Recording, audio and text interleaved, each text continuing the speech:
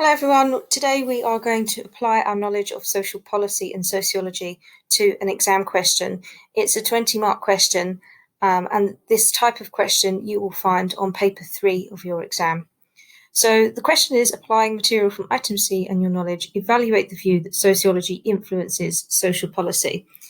So to help you do this, I've got a plan here.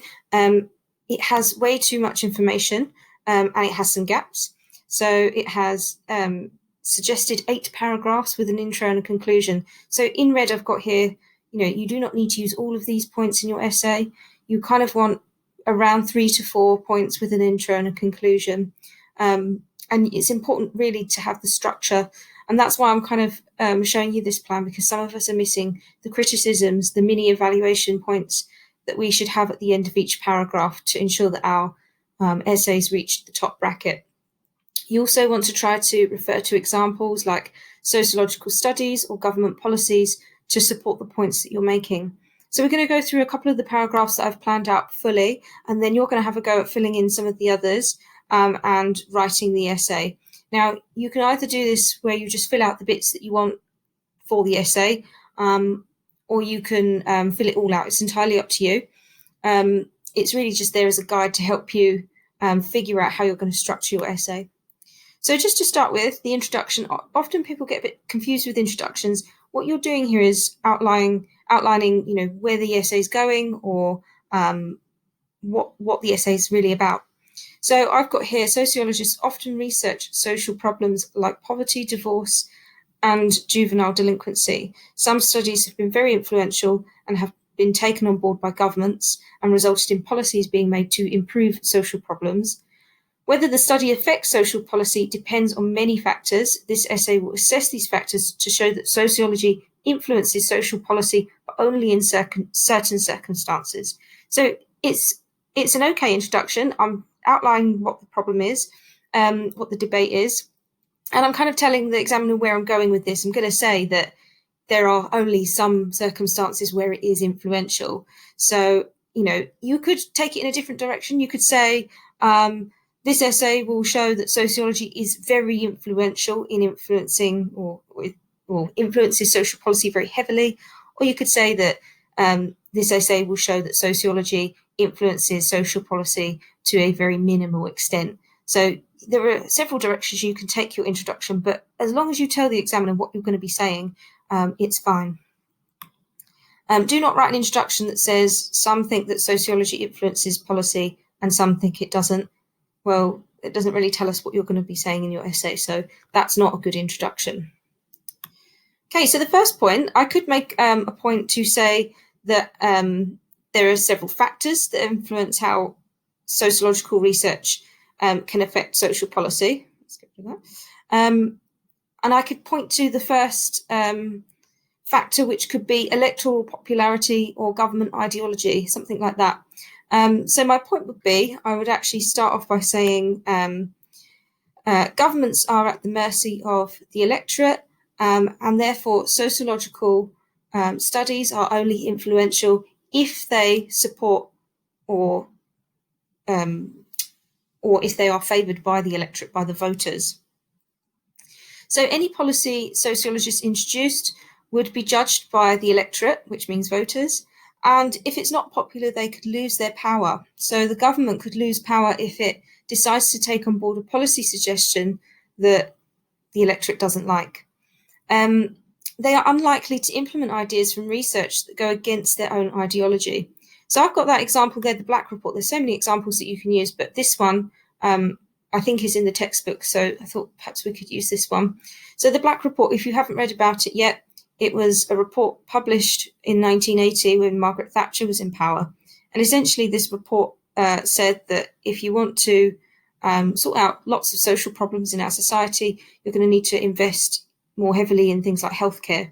And obviously, being a right-wing government that favours individualism, they didn't really think that this suggestion from the Black Report was good. It didn't really fit with their own ideology. And given that they had just been elected in 1979, it's likely that the electorate also probably wouldn't have favoured this policy. So they kind of dismissed the suggestions from the Black Report. So that's an example of a policy suggestion that was made as a result of sociological research that wasn't taken on board by a government because they thought it might not be very popular. So therefore, we can say sociological research is only influential if the findings of research match the ideology of the government in power. And to criticize this, you could say that research results can be manipulated to help them be accepted by government or the public. So sociologists could use public pressure to influence government.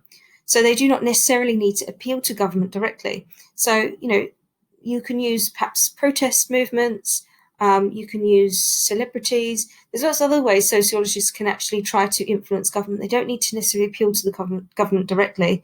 They might appeal to the electorate directly and try to sway the government that way.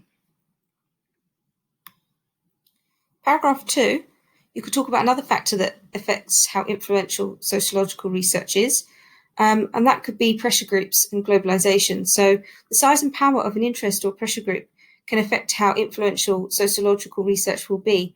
So if sociological research is perhaps taken on board by a large international company, then it's more likely to influence government decisions compared to if they use their findings with a small charity or a small organisation.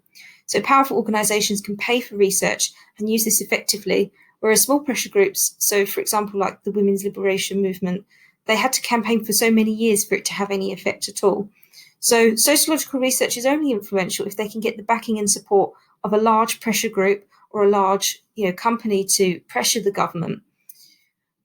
As a criticism of this, you can say that there have been times when government policy has been influenced not through a large group but by just one individual.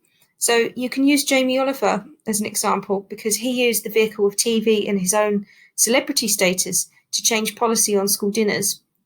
So this shows that sociologists do not necessarily need the support of a large pressure group. They can use famous individuals instead. Moving on to paragraph 3, another factor that you could talk about is cost and funding. Now, what I've done there is just given you the point that you could make that money affects the likelihood of findings being introduced. So if a sociological piece of research produces possible solutions to problems, but they don't have the money to actually implement those recommendations, then obviously they're not going to take it on board. I could do a piece of research that says if you give every household £1,000, it would help to alleviate poverty or something like that. If the government doesn't have the money to do those kinds of suggestions, they just won't listen to your research. It won't actually influence policy. So what you could do here is just fill out, what would you put as perhaps an example? So have a look in the textbook, there's some examples in there. What would your reference to the question be? How could you criticise? So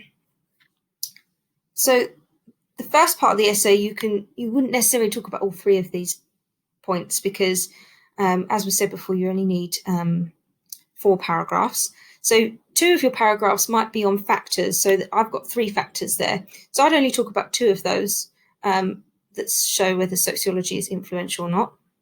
And then for the other 2, I'd pick 2 perspectives, okay? So you've got 5 perspectives here: Marxist, positivist / functionalist, feminist, the new right, and the social democratic perspective. Again, you don't need all 5 of those, you just need 2. So, for example, the Marxist perspective, I might say that Marxists see government serving the interests of the ruling class, and research that does not support the ruling class will not influence government policy. So what I'm saying here is, obviously it depends on what the findings of the research are. And from last lesson, we know that if I produced a piece of research that said we need to have a revolution and overthrow the bourgeoisie, it's not going to be taken seriously. The government is not going to do that because they are part of the bourgeoisie. So only policies that perhaps reinforce false class consciousness or reinforce the status quo are going to be accepted. So have a go at filling out the rest of that. This is all based on that chart from last lesson, so it shouldn't be too difficult for you to fill out the rest of that. Only pick 2 though to talk about. So You might want to pick, I wouldn't pick Marxism and feminism because they're both conflict theories. It might be more difficult to, well, it'd be kind of repetitive. So you might want to pick Marxism and functionalism, for example, because they are quite different, or maybe functionalism and the new right. Marxism and the new right, because they're quite different. And then finally, you want to have a conclusion. So you want to say that it can influence research, it can influence policy, and it has influenced policy, but there are lots of factors that limit how influential findings can be. So there's lots of practical issues like time, cost, number of people who support the suggestions made by sociologists. But there's lots of ideological differences as well that can significantly determine whether sociological research is influential. So that kind of conclusion is good because you've kind of separated the 2 points out there, that there are practical factors and ideological factors that prevent it being completely influential. You might want to take it even further and say which one is the bigger limitation. Is it those practical issues of time and cost, or is it those ideological reasons? Have a go at doing a plan. You might want to delete the paragraphs that you don't want to include in your final essay. If you want me to mark your plan before you write the essay, that is fine. I can do that. But if you could write the completed essay for Friday, that would be great. Any problems, email me. Thanks. Bye.